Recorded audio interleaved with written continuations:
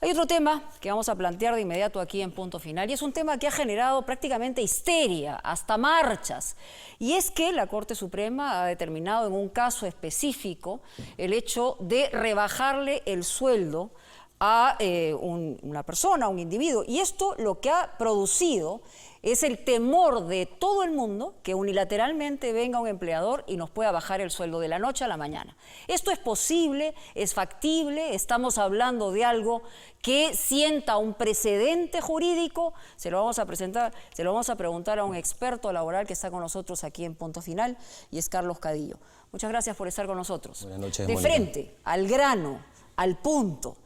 ¿Es posible que esto siente precedente para que cualquier empresario, cualquier empleador pueda bajarle el sueldo en determinadas condiciones a un empleado? Sí, es un precedente judicial, pero lo que has dicho es relevante, que es en un caso muy particular. Y en eso la sentencia es bien clara en poner requisitos, ¿no? Te los comento, lo que hace la sentencia es decir, solamente se puede la reducción unilateral o habla de una aceptación tácita cuando la empresa esté en situación económica crítica, económicamente hablando, el trabajador sea de la plana alta, que en este caso es un subgerente contable y financiero. ¿Estamos hablando solamente de personajes de confianza? En el caso habla también de un dirección confianza, ¿no?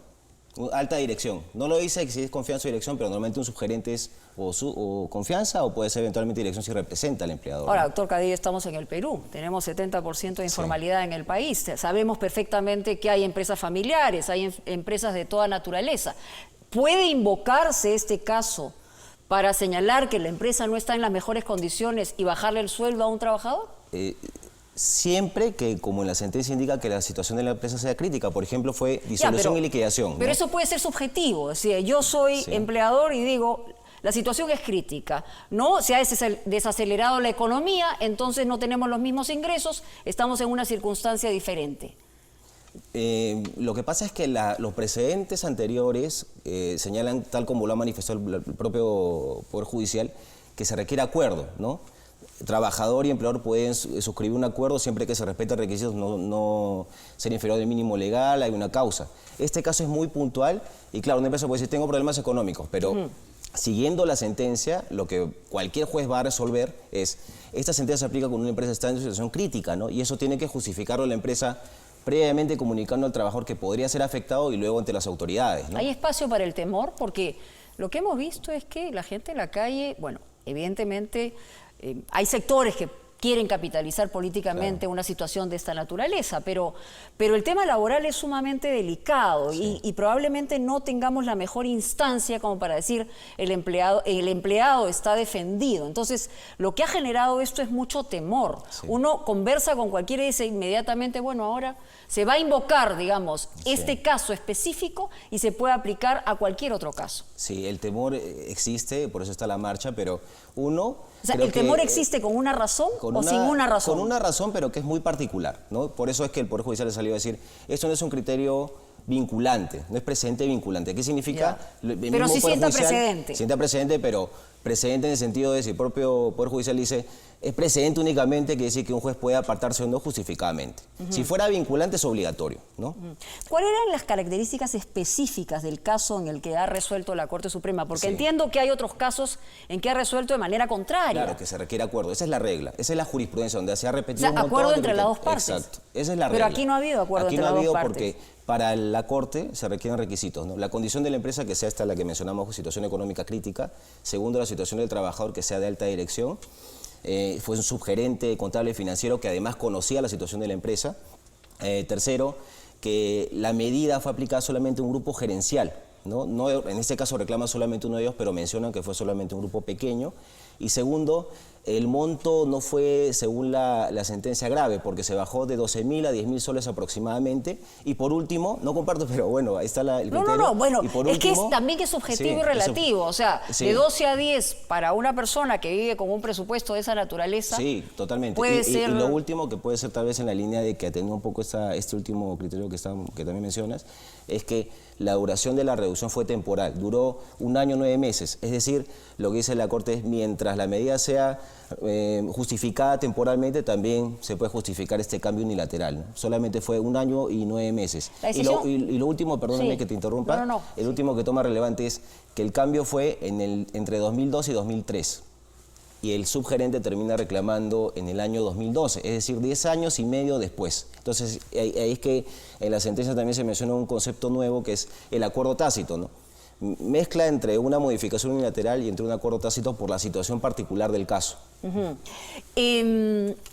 Hay un espacio que se ha planteado también, porque la gente decía, bueno, no te pueden rebajar menos del sueldo mínimo. Es Pero cierto. claro, estamos hablando de 850 soles y tú ganas X, Y o Z, ¿no? 850 soles te cambia la vida, te quiebra en dos. Totalmente. Por eso es que, digamos, que hay pronunciamientos relevantes, por ejemplo, de la Corte que dice no es presente vinculante, por eso cada juez evaluará en su caso, y como que da también a entender que en un caso futuro también la propia Corte evaluaría, para hacer estos criterios de repente mucho más exactos, finos.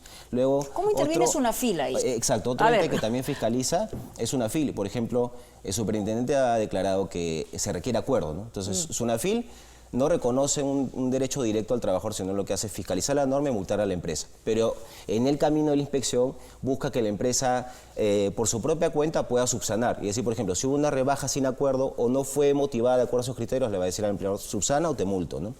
Y hay otra entidad también que es relevante, que es el Congreso, ¿no?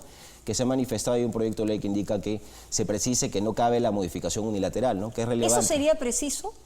¿Eso sería, digamos, de alguna manera cerraría cualquier signo de interrogación o alarma frente a una circunstancia de esa naturaleza? Sin duda, porque en lo inmediato, sí, porque ya tendremos una norma que dice no cabe la modificación unilateral.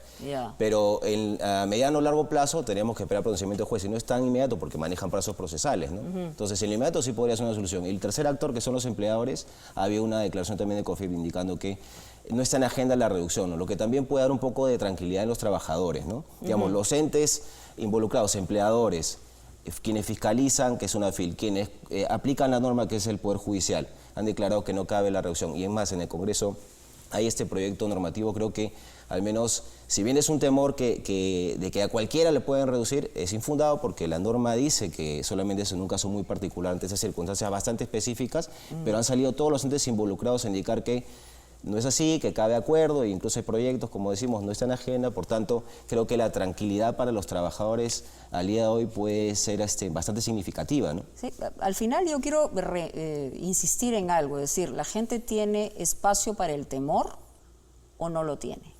Yo insisto en eso, porque usted me da una explicación evidentemente jurídica, esto es lo que señala la ley, porque lo que yo he visto es que esto ha crecido exponencialmente y puede haber crecido por varias razones, porque claro, cada uno agua para su molino, o sea, hay que asustarlos, hay que poner esto en evidencia. Los empresarios más bien han señalado, han dicho, bueno, esto es simplemente un caso específico, pero insisto, ¿hay o no hay espacio para el temor? Yo diría que no, porque no, los requisitos, rotundamente no. Los requisitos que indica la jurisprudencia, este pronunciamiento, y es uno solo, contrario a todos los pronunciamientos anteriores, y los casos que pone son bien críticos, ¿no? Como decimos, situación económica crítica, gerencia, tiempo corto, el sueldo que estamos hablando de 12.000 a 10.000, que teniendo en cuenta que el salario promedio es de 1.800, o sea, es un caso muy, muy excepcional, ¿no? Y con características muy específicas. Exactamente. Muchas gracias, doctor Cadillo, por estar con nosotros aquí en Punto Final.